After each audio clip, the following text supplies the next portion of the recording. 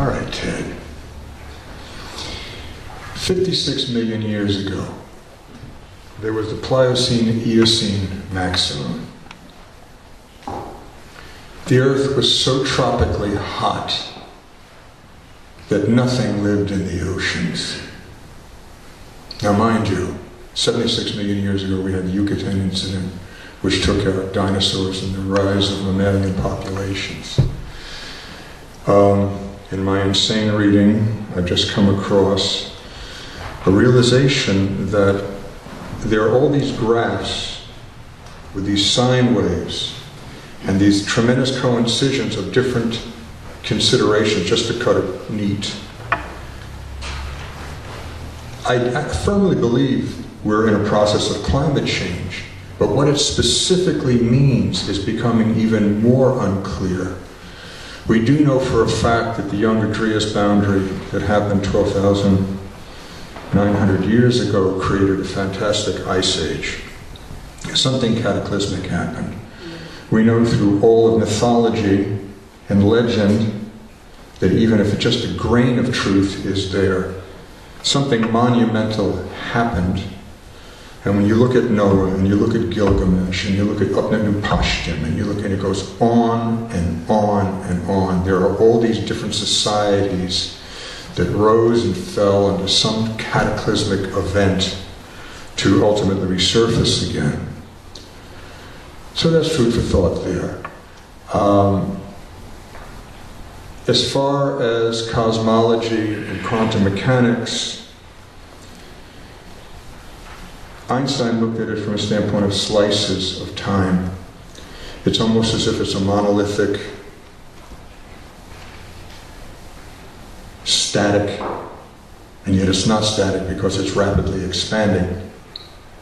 And just to cut to the chase and not to give you all headaches, if you look at the universe through a telescope, you see the stars. But there are different types of quote-unquote telescopes, whether they're radio or other levels, that all of a sudden what you see becomes so dramatically different.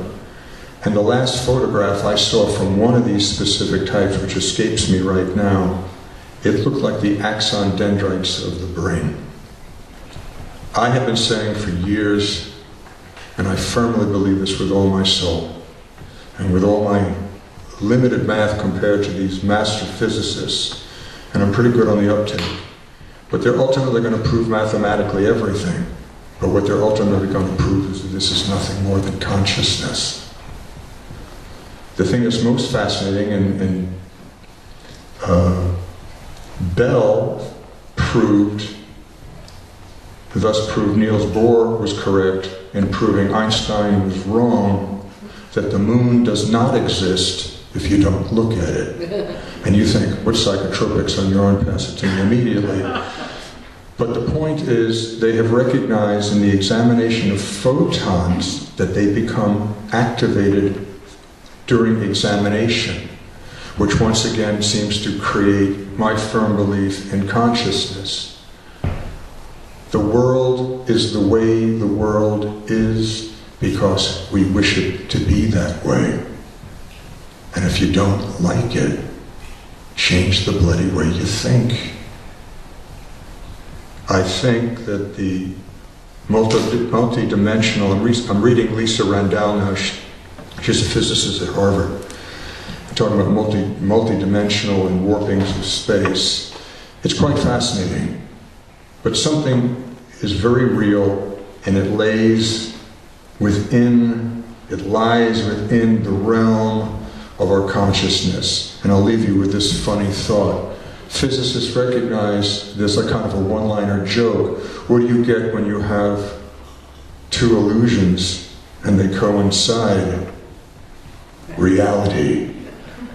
And they'll prove that with math. Anyway,